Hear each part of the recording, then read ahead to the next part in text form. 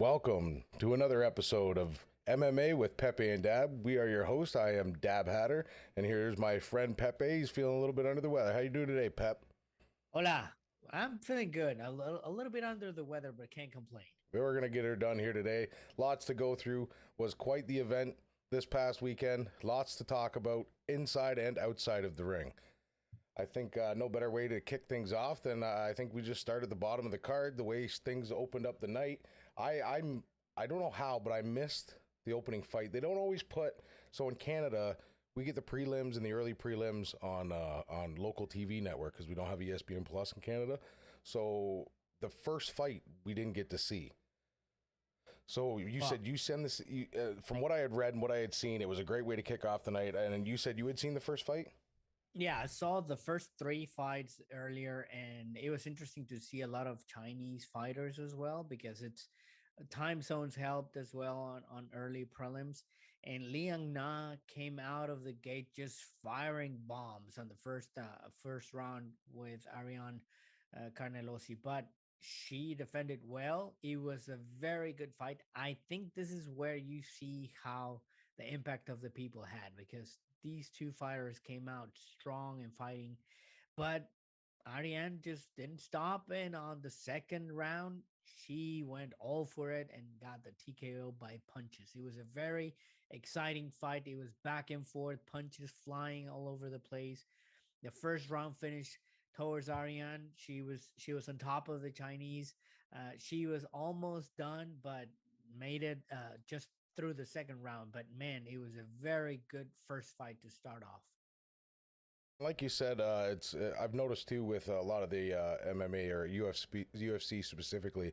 It seems like if they've got a title holder on the card, they'll generally, if they're from a different nation or whatnot, they'll generally have a lot of people from their area on the card. They do that a lot with Izzy, where they'll have a lot of them people coming out of the camp that he's out of in New Zealand. They're same with Volkanovski and all them guys, and I kind of like that to see. As long as the title holders are from different nationalities, it allows us to see different nationalities fight. Like I know when GSP held the belt and they had that first one in Canada, there was a lot of Canadian fighters on the card, so on and so forth. And it's something I kind of like to see, and it gets to shed light on all the great fighters across the whole world.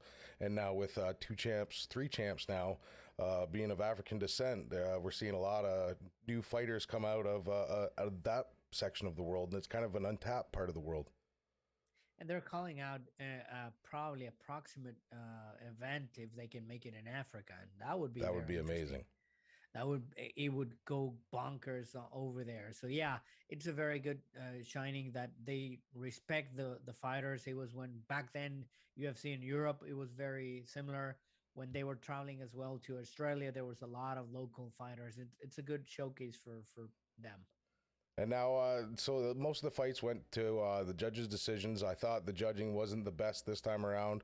I thought the judges give out some 10-8 rounds that shouldn't have been 10-8 rounds, and even to the point where a judge give other judges the wrong, or judges give other people the wrong scores. I think there was a lot of people that were given the win that maybe not necessarily a lot of them, but I know one for sure. I think it might have been the Dwight Grant fight. I'm not sure where I had thought that Stefan actually won as opposed to Grant. But the most memorable out of all the prelims from what I had seen though is Randy Brown and his one arm rear naked choke. The torque that he put on just with the leverage off of his shoulder. I like they had said on the announce team. I don't know if they had ever had a one arm rear naked choke before. No, and Alex Oliveira, they were just having bad beef against each other. In the end, it was Alex Oliveira said he was clapping, he wanted to shake his hand, and Randy Brown was mad. I don't know if it was something in between the rounds that was spoken. They fight any very very well on that, and the finish was amazing. That rear naked choked on the submission was nice. Now let's not forget we had one bonus on the early prelim card.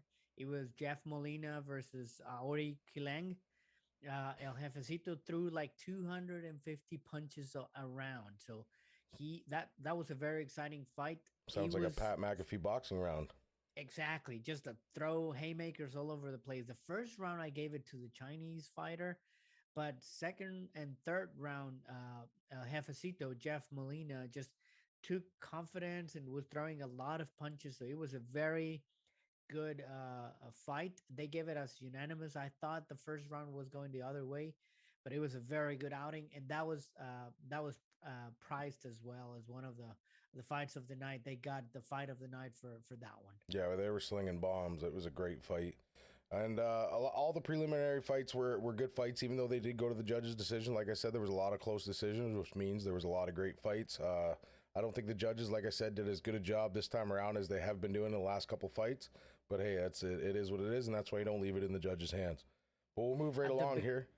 Go At the ahead. beginning, sorry, just before we move along, at the beginning, what it happened, we had a quick finish, and then Natividad was also quick finish. But in the end, having people back and going all the way and being a unanimous decision, you could hear the boos at times. Oh yeah, And this is what happens because they were going to the clinch, they were trying to get some arm bar, they were doing, I mean, playing, trying to play chess in this place, and some of the people when they were back is like, oh well. You hear that from time to time. People are back, and well, this is the MMA sport. Some of them are going to be wrestling. Some of them are going to take care of the third round if you're winning. It's the sport, but it's part of what we are teaching and learning every day that we're watching these events. and you made a great point there. I don't know how I glazed over to kick things off here, but it was the first fight in front of fans. They had that stadium packed out, and man, was it ever lively. You could feel the energy. I would be lying if I said I almost didn't get a tear to my eye just feeling that energy for the fighters. I can only imagine the adrenaline pump that they were having going through it all. It was great to see. I'm happy to see it. UFC, it was great without the fans, and you got to hear the different elements and kind of get a deeper look at what a fight is all about. But I definitely think that was all, we were all missing the fans, and they really came through. Chance of fuck Jake Paul and all this other stuff. We'll get into that a little bit later.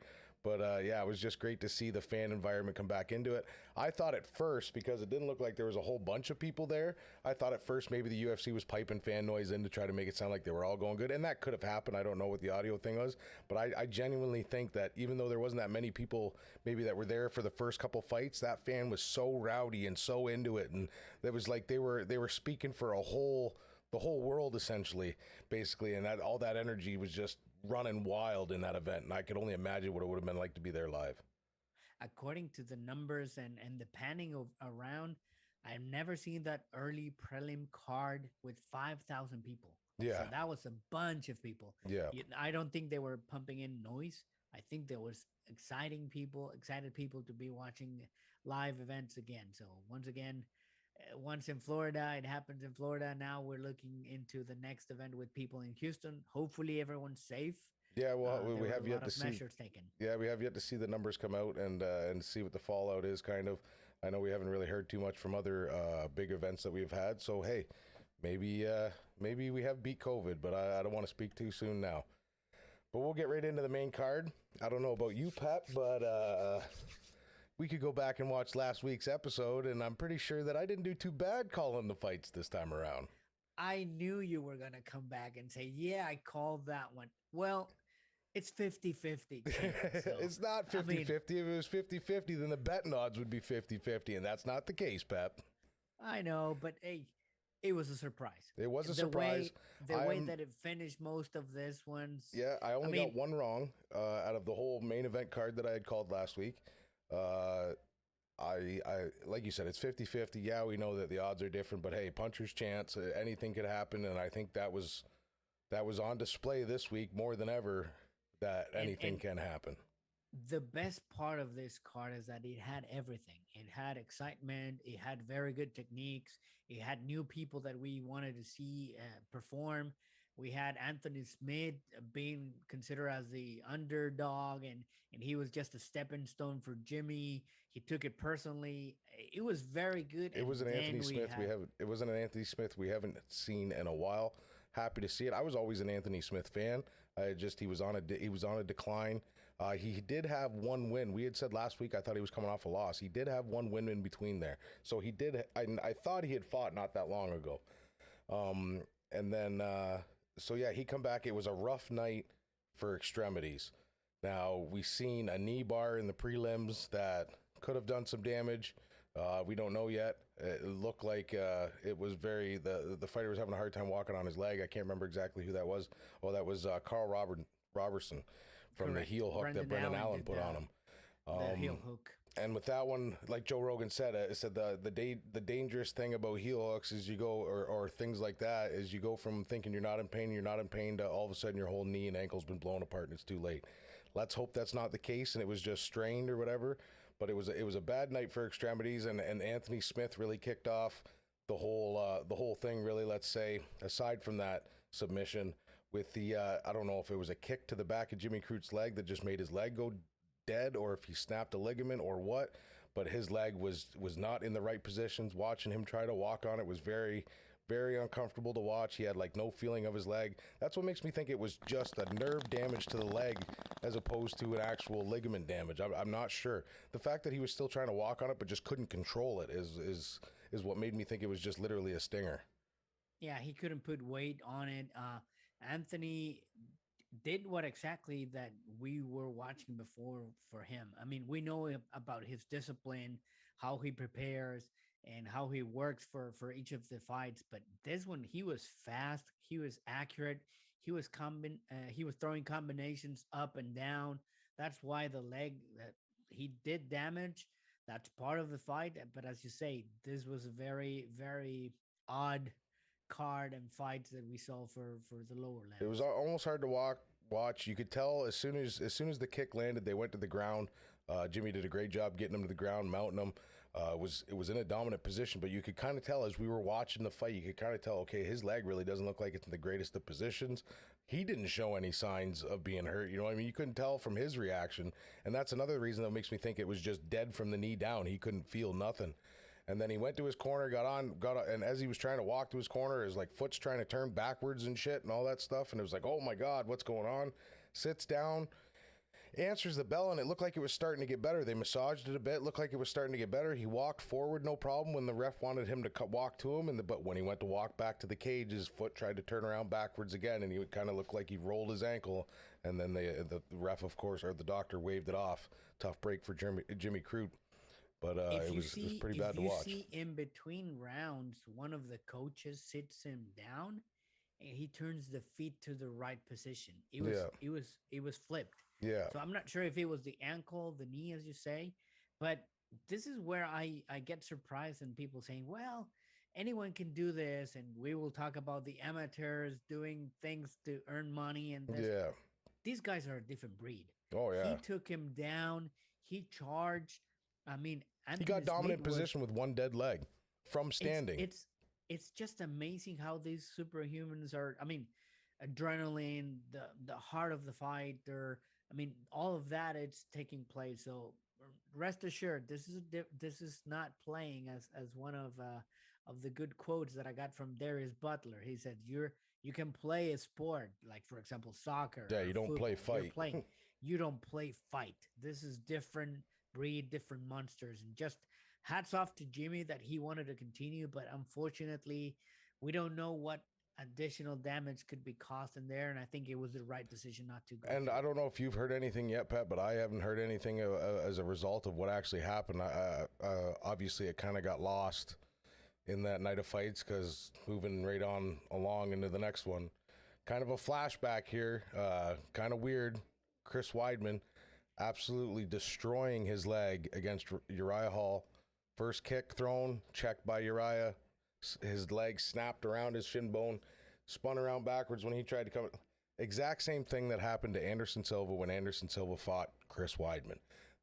This time around, though, I honestly think Chris Weidman's looked worse than Anderson's did. And now I didn't watch the replay 100,000 times like some might have. I've heard that when he landed back on it, bone might have come out of skin, so on and so forth.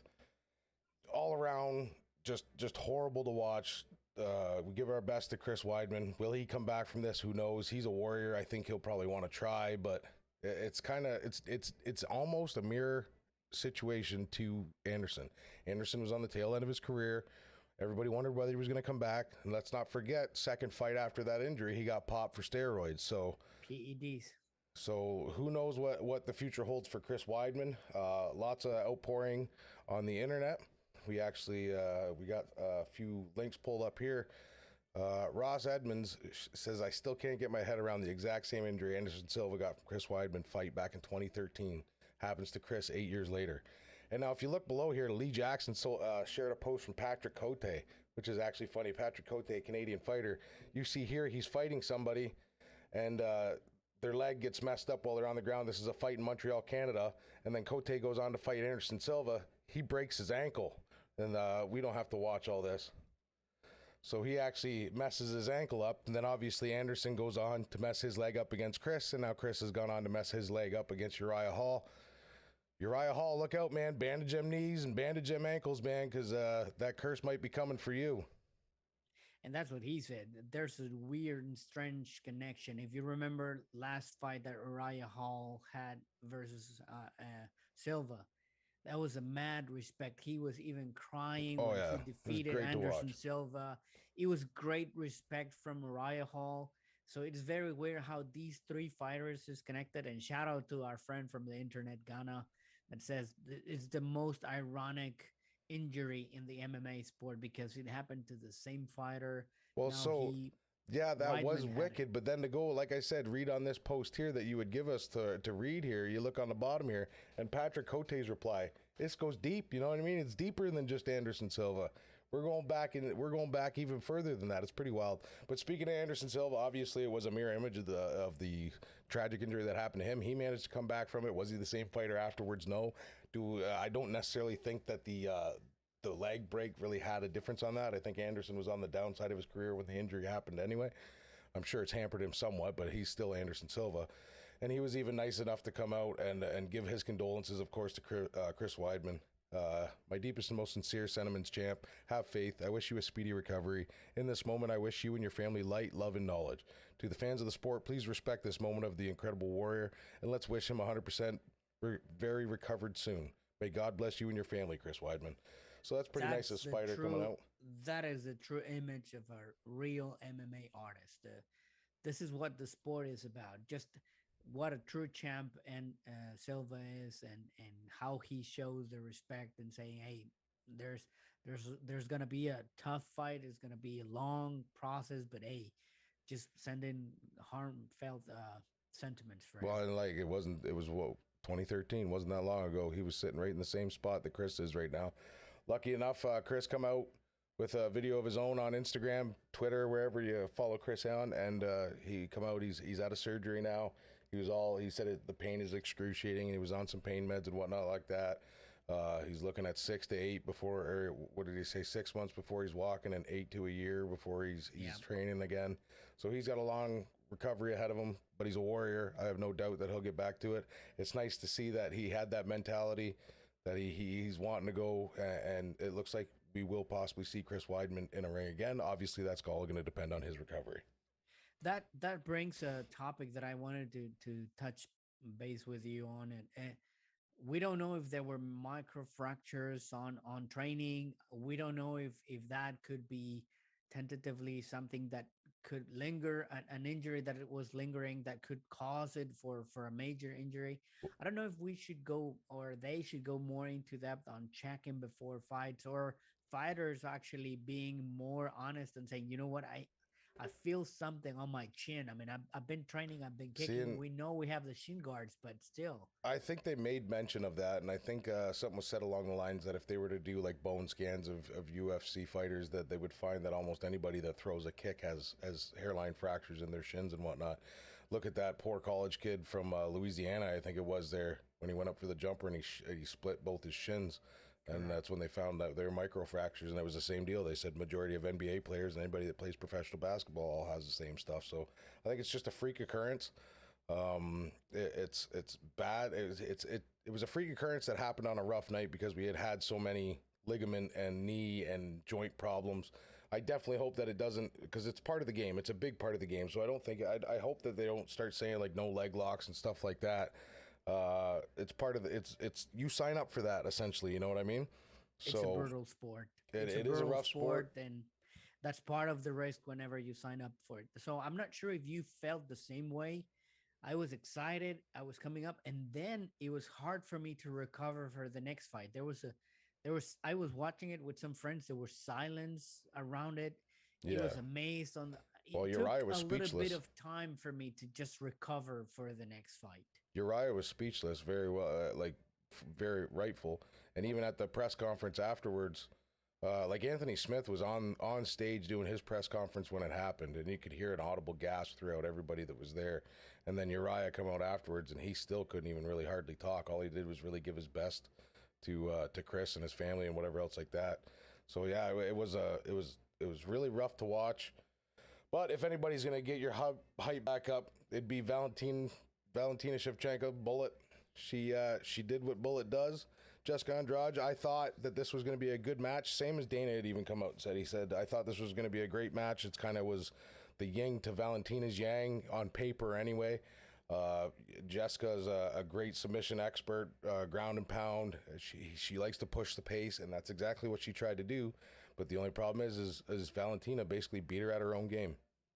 If you wanted to see any flaws or any cracks in Valentina's game, there was none. And she's I mean, proven more and more. Andrade was pushing forward. She was trying to say, okay, I can carry her. I can just bully her, and she couldn't. And all of a sudden, what happened is that Valentina took her to the ground playing the same game.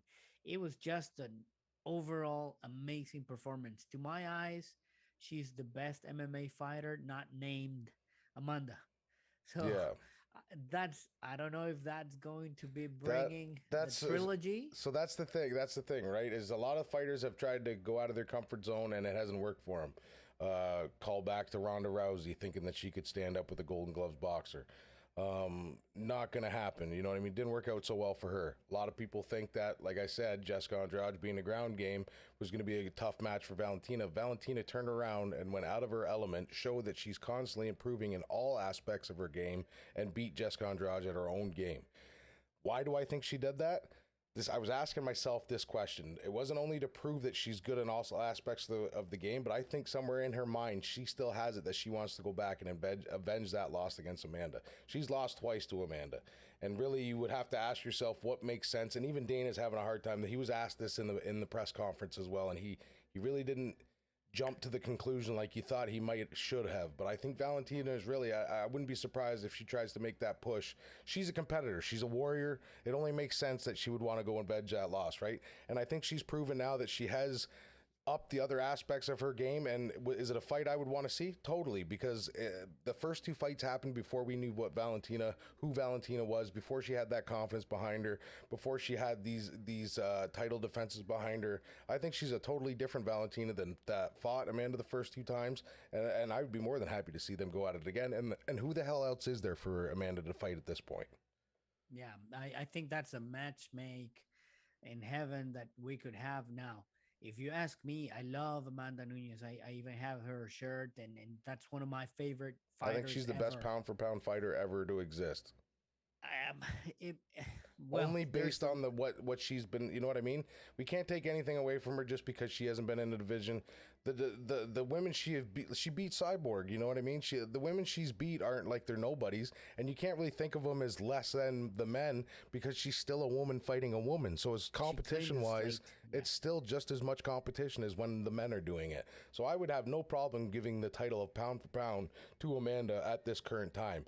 Is she better than Khabib? Has she done more than Khabib? I don't necessarily think so, but she's not done yet, and she's doing it. All of her fights have looked as convincing as Khabib's last fight versus Gaethje. Every single fight she has, you never think that she's an underdog in or that she looks like she's in danger. Yeah, they may not have been the most exciting all the time, but she always gets the job done more than convincingly. And like I said, I think Valentina's done enough now to show that she's well-rounded her game to make that next fight something that I would want to see as a fan. and coming back to what I was mentioning, Amanda for me it's one of the best as you mentioned ever. But if you compare skills wise, I think Valentina is better than Amanda. I mean, because she has done all the martial arts. I mean, what she mentioned is the global martial artist. She has done everything, and skill wise, you can see judo, you can see taekwondo, you can see Muay Thai, you can see wrestling. She has skills wise, I think, better. But there's something within the champ that she comes back and pushes and bullies. But I don't know if Valentina is gonna say it, as you mentioned. Dana was not clear about it, and to say, well, it might happen if they both want it, and Yeah. that's something we don't know. And I think just by her coming out and beating Andrade at her own game and showing a different facet of her toolkit, I think she just tried to send a message without saying it out loud. You know what I mean? I think there was a message in that victory, and let's just hope that Dana got it. But moving right Yeah. along, my underdog that I called for the night, Rose Namajunas versus Zhang Weili. A lot of people Rose was the underdog. I had said before that she was one of the most technical and pinpoint strikers ever seen in the UFC, and I think she did nothing but prove that. She managed to knock out Weili, who we watched her go to war with Joanna. Maybe Joanna doesn't hit as hard as Rose does, but she definitely took a lot of punishment in that fight. Her chin was questioned. She was rocked a few times, but managed to stand. This time around, not so lucky. Rose with the head kick. Good night, Zhang Weili. New world champion. The new, and she came back from what she had, and remember how she lost to Andrade. There was too much pressure to Rose, and that was my concern. The Everything that has happened around her, everything that she has put out there, that she's very. Um, I mean, you can relate to her because she's not that big of a beast and a monster, and she has spoken about his mental problems and how her childhood has been hard. So that's something that you can relate. And my main concern was her mental state. But man, just looking at her, I think it was just jumping, saying, I am the best. I yeah. am the best. Minutes before jumping in, I got goosebumps and I said, let's Joe Rogan was crying in the go. arena. Joe Rogan's crying in the arena. It was great to see. I think she come out and apologized afterwards for anything that might have offended people with what she had said previous to the fight about the whole fighting communism and all this other stuff.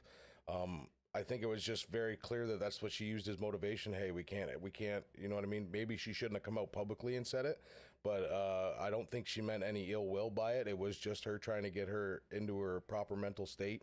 I don't think it was any more than that. It was good. It was great to see her win. Great to see her with her. I don't know if it's her husband now or if they're just dating.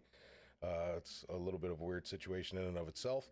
But I don't even know, and I don't even want to know. He's the coach yeah, for now. So in that case, he just about sucked her face off going into the ring. Though that kiss was all. He just about looked like he ate the bottom half of her face. now talking about Rose, she is one to be looking into because technique wise is just pure. Striking is very nice.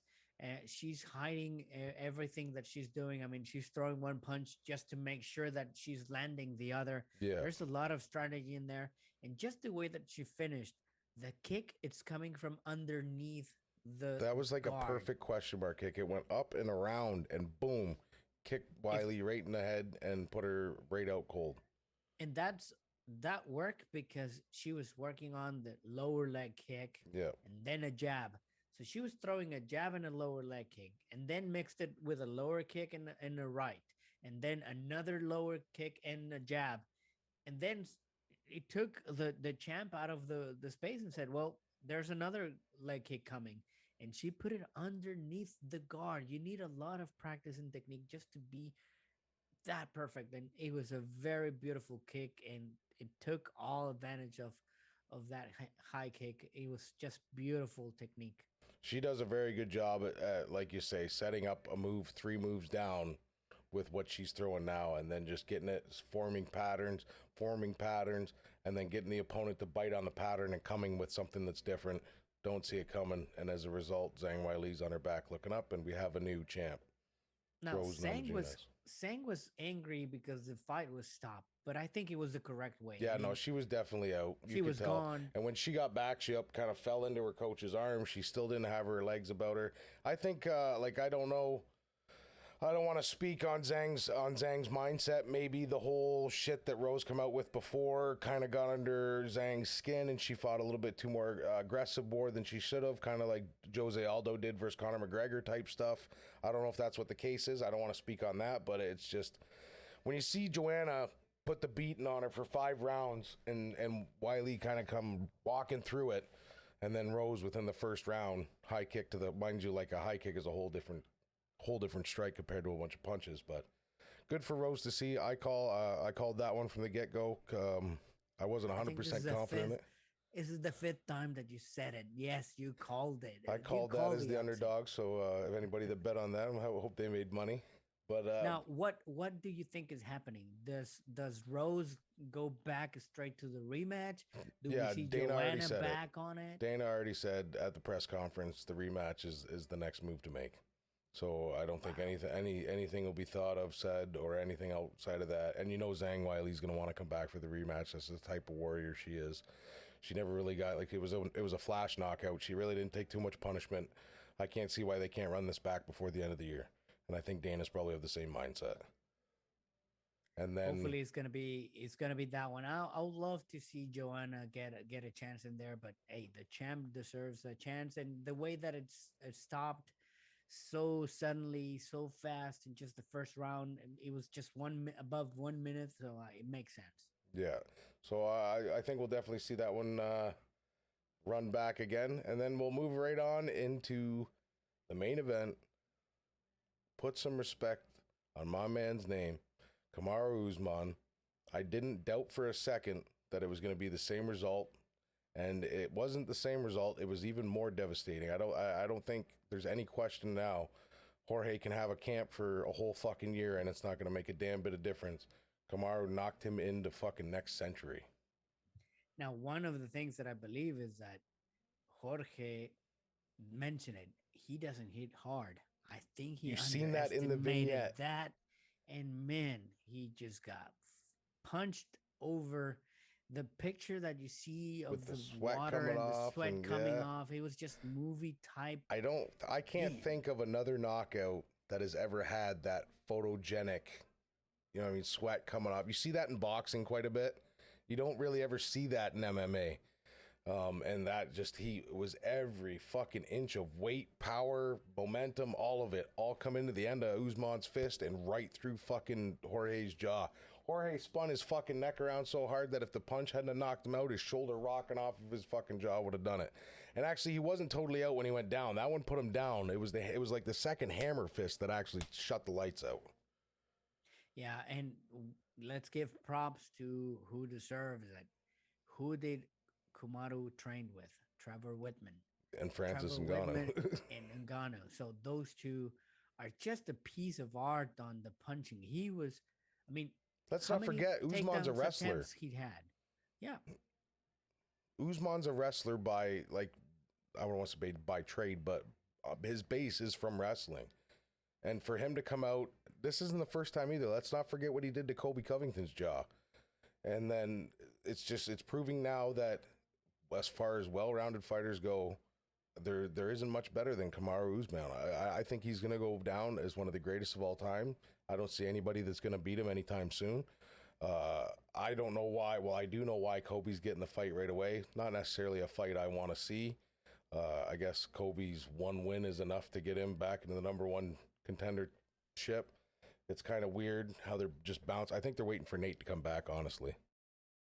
yeah, but Nate already has that fight set up. Yeah, so who's Nate fighting when he comes back?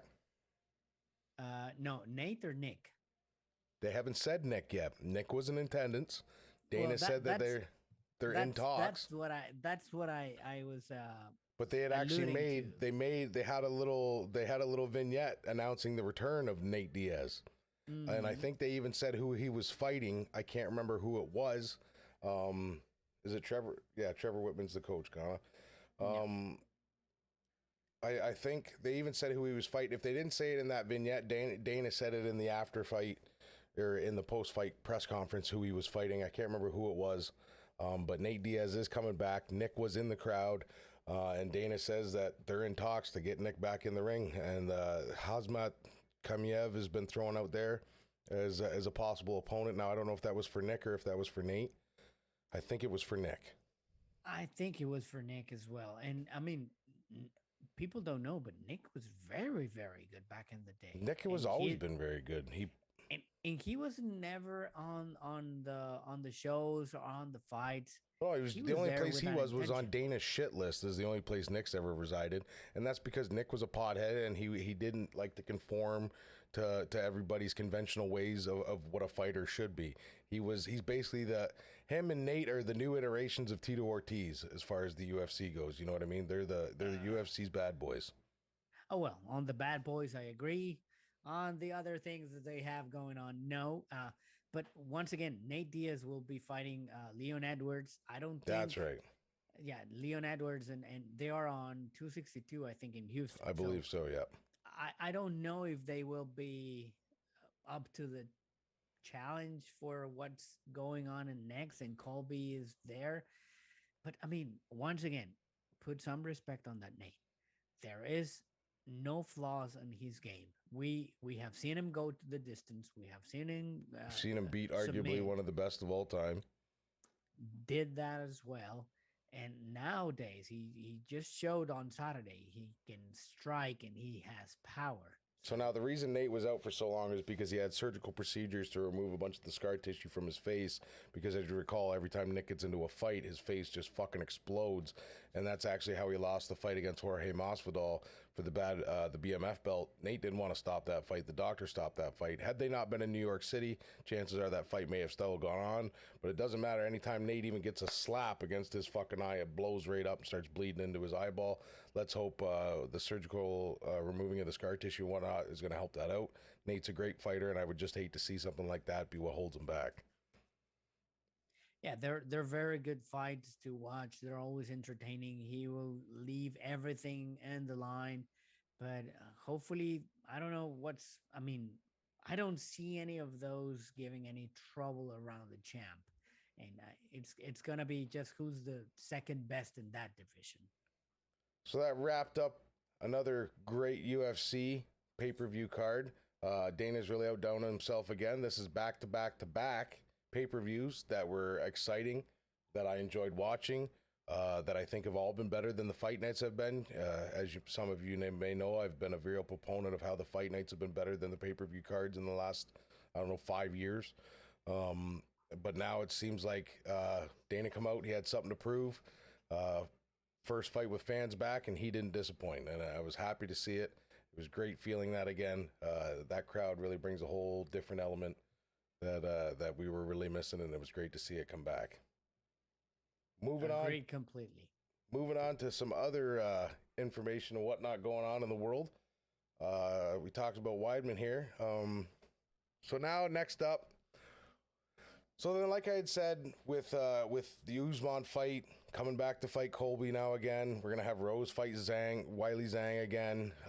No doubt, we heard on the Pat McAfee show today, Stipe Miocic is more than willing to come back and try to win his belt back again. So it just seems like we're getting a lot of rematches that are coming up. Some of them I want to see, some of them not necessarily don't want to see, but another one people are talking about. Robert Whittaker is the next one up for Izzy, UFC 263. But June was impossible for Robert Whittaker. And I think that would be a very good matchup upcoming. And I don't know if Izzy's chance in there was different with having Whittaker. Whittaker is now a different Whittaker that he faced over there. And I wanted to see that fight, but unfortunately, I do agree it's a quick turnaround, and I don't know what they're doing. AC is going to fight Vittori. I'm not really interested on that fight. I wanted to see EC versus Whitaker, but hey, once again, Uncle Dana and their matchmaking. Well, and I think Izzy wants to stay busy too. I'm sure he's got a part in on it. It's not just, well, yeah, obviously Uncle Dana wants to milk that cash cow for all he can, but I don't doubt that Izzy wants to make that bank as well. Whitaker did lose pretty convincingly the first time around, but like you said, it's not the same Robert Whitaker. I think the first time around, past injuries were really hampering Whitaker's, I don't necessarily want to say performance, but I think they were in the back of his mind is, can my body still do this? You know what I mean? And I think that fight showed him that he still can take the damage, and then the fights that he's had have shown him that he can still deal it out. And he was coming from Joel Romero's brutal fight, so that was a different time in there. So I'm not sure if you think that they would wait and by the end of the year run another one, and EC's would give Whitaker a I chance think by the I end of think the Izzy's year. one of the most active fighters in the UFC right now. So I think you as long as he doesn't take any hardcore damage, Izzy will fight as many times as you want him to. I respect the hell out of Izzy for that. Izzy's one of my favorite fighters. He never was when he first started out. I thought he was too one faceted, but it's finding out now that that one facet he's really good at, and it's good enough to keep him with the gold around his waist. Yeah, I agree with you. I was not much of a fan, but now I'm all in on Easy. And he even mentioned it. He wanted to fight 4 years, 4 times a year. So that's something he wants to make a money out of the short window that you have as an MMA artist. And speaking of money, of course, we've got to bring up everybody's favorite meathead, it seems, Jake Paul, the world's biggest troll. Of course, he was in attendance at this past weekend's UFC events. And of course, voice of the UFC, voice of the Octagon, former heavyweight champ, former light heavyweight champ, DC Daniel Cormier, had to go over to Jake and tell him what's what. And basically say the same thing Dana's been saying: quit picking on quit picking on wrestlers and retired fucking boxers. You want to fight? Let's do it for real. Let's do it in an MMA ring. MMA rules. DC says he wants to rip him from limb to limb. He wants to make him hurt. He wants to make him bleed. He wants to put elbows in his face.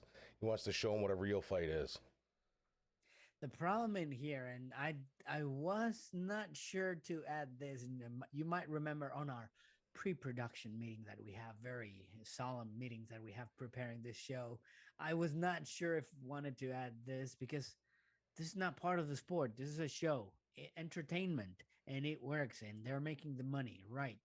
But this is exactly what this kid wants. He wants attention. He wants to be the heel. He wants to be screamed at. And DC mentioned it. I watched the DC and Helwani show, and he was really out there. I mean, he was all time DC mad, saying, "Put some respect on my name. Don't use it." He said, obviously, he's very right.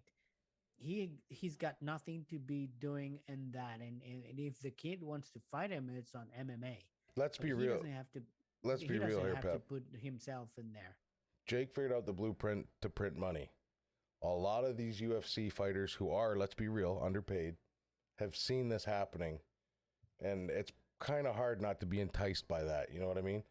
And for Dana to come out and say it's a fucking laughing stock and whatever else, blah, blah, blah, blah, blah. Hey, Dana, none of this shit would even have traction if you paid your fucking fighters. You wouldn't have to worry about guys like Ben Askren going over there to make a quick bill if they made enough when they were still fighting. I put a lot of this on Dana, too. He's bred a lot of this. Yeah, but you see, there's not only MMA fighters. There's also, I mean, it was Nate Robinson, ex NBA. Yeah, fight a This boxer, I get it. this is more like for the casual fans. We were talking about now having people back. They want to see haymakers. They want to see TKOs. They want to see the big finish. The And WWE these fan fights in is me. what they're giving them. The WWE fan in me and how closely related WWE and UFC have been, not just as of late, pretty well since their inception, makes me feel like, because obviously DC went over to Logan Paul. You know what I mean? It's not like Logan Paul went over to him. So DC made it a point to go over to him to talk shit in his face. I legitimately feel like we could see an MMA fight coming out of Paul down the pipe. What's he care? He can make a whole shitload of money, get an ass whooping. Even if DC locks him in the quickest submission, all he's got to do is fucking tap. And you know what I mean? And it'll really show the competitor in him if that's what he's all about. No. I heard DC and remember Rumble Johnson. He had him to finish him, and he said, "No way." He let him go, and he finished. Continued hurting Rumble Johnson. He wanted to make a point, and I think when I heard it, it just bring me a flashback of him fighting Rumble Johnson. It's like he wants to hurt him. It's not just finish quick. He wants to hurt him. And that might be the actual case, and it might have been a genuine from DC. And hey, let's hope it was. But I wouldn't be mad at seeing one of the Paul's brother get into the ring and showing what a real fight is. I don't want to say that boxing's not real fighting, but obviously it's not all aspects of fighting. It's hey, you got good hands, kid, you can stand up and bang. But let's see you stand up and bang when you've got a world-class wrestler trying to take your knees out. Then it's a different feeling. This is entertainment. This is not boxing. You might have a fight that is going the 8 rounds, the 6 rounds, the 5 rounds that are established, if they're clinching and hugging each other, and people are not gonna pay for to watch that. The people are gonna pay to see someone be knocked out, to see Snoop Dogg smoking weed and doing that crazy. I mean, it was in between a concert and watching No, Snoop. there was fights in between a concert is what happened there. The concert was the main show, and the fights kind of took back seat to it all, even though that's not how they were broadcast. But So hey, once man, they again, made money. You can't hate on them for that. and if it's not an MMA ex fighter, it's gonna be an NBA ex player. It's gonna be somebody from the showbiz that pretends to be training. They're gonna Well, find that who because was it you it's said? the Was it product. Chael Sonnen brought up that good point that if you look back at all these and you look back at Mike Tyson's first fights, they were against nobodies too. So maybe this is the Paul brothers' way to get into professional boxing, make the name for themselves, and hey, maybe they start competing professionally and we'll actually see them versus a real fighter. But I don't think that, well, I think one fight against a real fighter is where the money's at. Apparently, you had said now that Jake was locked in to fight Mayweather. So we might No, actually Logan Paul is gonna fight Mayweather. That was announced today. Uh, I mean, money. Mayweather is making just going to money. outpoint him. He's going to tap, tap, tap, tap. If he's got to tap him all rounds and not finish him, that's exactly what Money will do. I don't think you'll see Money's face take any damage in that fight. But who knows? Wouldn't that be something to be your only loss? Be fucking to a YouTube star. Oh man, The only that one would that's be got anything to lose in sorry. that fight is Mayweather. Yes, but they're not focusing on what their accomplishment or their name. It's just Money, money. money, I mean, it's a money. money grabbing business, and that's good for them. But once again, this is not a sport. This is a showbiz. This is entertainment. And if they don't find an MMA fighter that wants to do it, they will find somebody. Somebody And will want to do it because, like I had said before, a lot of these MMA fighters didn't make enough money while they were fighting to survive the rest of their life, and it's no different than why Chuck Liddell went back to fight Tito the third time when he really shouldn't have. It's pretty hard to say no when all them zeros get stuck in your face. and I'm a bit mad because we're giving a lot of time and coverage for this kid that it's not off the sport, but hey, that's what sells. Pepe, he knocked out an MMA fighter. Whether Askren was made an ass out of himself, that's on Askren. He still beat a decorated MMA fighter. Let's not forget Ben Askren was unbeaten until Jorge Masvidal knocked him out cold. So it's not like he was fighting some nobody. I hate Askren just as much as the next guy, but the guy was in a ring against strikers, so he should have shown a little bit better than what he did. And that's why I think the whole thing was a joke. And I think Askren made it a joke just because of that's what it is. And that's why I really got no ill will towards Askren. He kind of just he outed him for being what it is and made a joke of the whole situation. Now whether Dana actually did bet on him or hasn't paid Snoop or whatever, that remains to be seen. But who the fuck knows? But it is, in the least, a spectacle. And hey, we all watched it, so. Oh yeah. Like we had said, Nick Diaz was seen in the crowd, and he's causing quite a stir at UFC 261. Dana's already confirmed that they are in talks to fight again. A lot of the interviews that I had seen with Nick as of late, it seemed like Nick was kind of punch drunk. I know he wasn't always the most articulate person, and neither is Nate for that matter. But I don't know if it was CTE or if he did have brain damage or if it was just smoked one too many joints. I didn't know if we would ever see Nick fighting again or if Dana would ever let him fight again. But hey, obviously they must think it's right. This brings into question too, if this is true, like you had said earlier, maybe they need to go a little bit more in depth with these doctor checkups before they're able to pass to be in fighter shape. Hey, the Diaz brothers were always big fans of vitamins, and that hasn't stop them to not perform. So in this case, it was very weird for me that he was in attendance. They were not usually on attendance unless they were part of the card or they were supporting one of their camp fighters. But this one has a little bit behind it. I would be very interested to see Nick back. It would be very nice for the fans that have not seen him to see him. He was very good, Dick was a great fighter. ruthless, Nick's and gas great tank. fighter. Nick was one of the first fighters that we had ever seen that used his gas tank to his advantage. He would drag you into deep water and he would keep pushing nonstop, relentless. They run marathons, you know what I mean? Like No, no, they no, no. let's be true. Diaz brothers are Ironmen, Yes. which means you run a marathon, you ride the bike, and you swim. Yeah. So they're nothing to fuck with when it comes to their gas tank. They're world renowned, both of them, and they're both amazing submission artists, and they're both amazing strikers. They're both some of the most well-rounded fighters you'll ever see. And let's hope Nick comes back and has some success. I think he got shown the door a little bit too early for reasons that I think now we all realize were very, very stupid. But moving along, we got a DQ loss that was actually overturned to a no contest. Yeah, Eddie Alvarez has now had his DQ loss to Lurie Lapissus overturned to a no contest.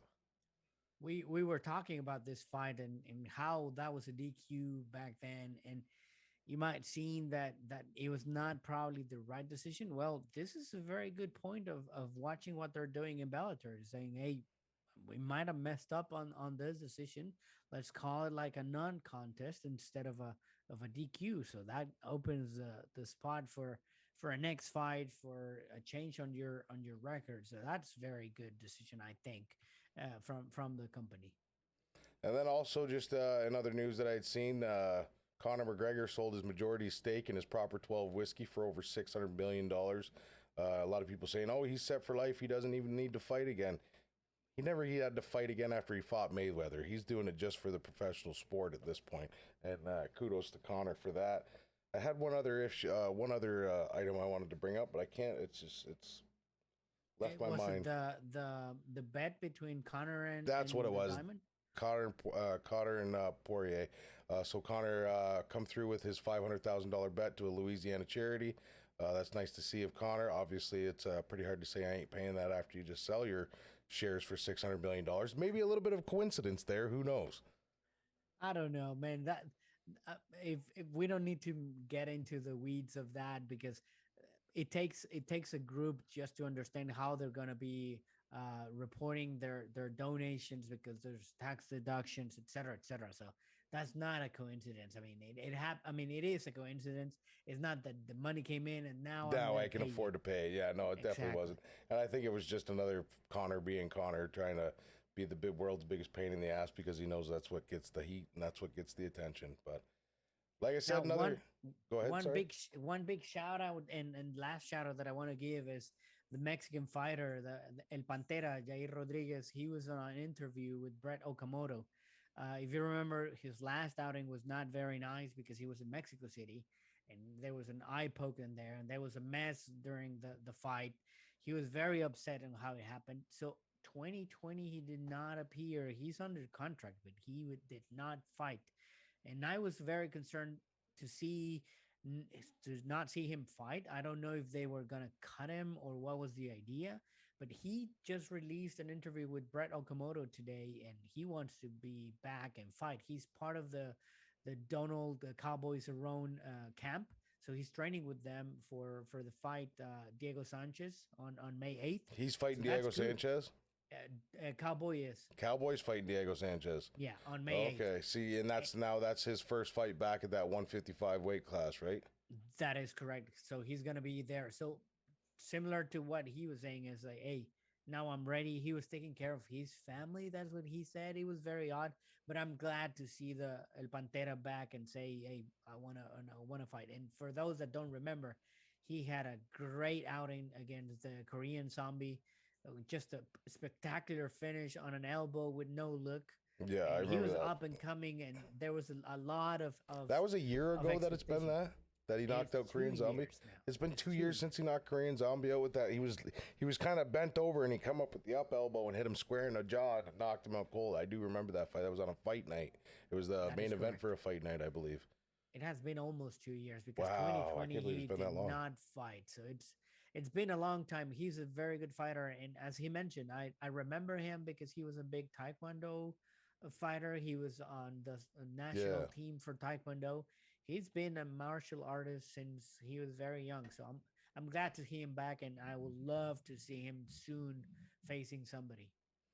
Well, another solid week, another solid pay per view. Lots of movement in and amongst the ranks. It'll be interesting to see what happens moving forward. But hey, shout out to Dana White for having another event with fans and having it be such a such fireworks at a perfect event. I think he picked the event perfectly. I wish nothing but the best to the UFC moving forward. And hopefully they're able to get everything figured out. And maybe one day Johnny Bones Jones will make that $20 million. Who knows? But that's it for this week. We'll be back again next week. I'm not sure if there's a fight night this weekend. But It is a fight night. who's the main event for that one? It's going to be... I can tell you right now real quickly. UFC Fight Night. We don't pick the winners or losers for the Fight Night cards. I'm lucky if I get it right on the pay-per-view cards. Oh, Dominic Reyes. Reyes. Yeah, Dom Reyes. I forgot. And then, it looks like not Kutabella's back on that fight. He's the one that ended up taking a loss for faking that he was knocked out when he really wasn't knocked out. A little drunken boxing. So it'll be nice to see him back in the ring. Ronda Marcos is fighting again. So there's some names on this fight night. Usually they never fail to impress. Even if you may not understand or know all the names, there's usually some fireworks going off of them. Shout out to the UFC. They've been putting together some great events here, especially all through quarantine. And now their first fight back with fans. They really kicked it off with a bang. Let's hope we can keep that trend going all year. From MMA with Pepe and Dab, I'm Dab Hatter. I'm Pepe. And Adios. We'll see you next week. Thanks for watching.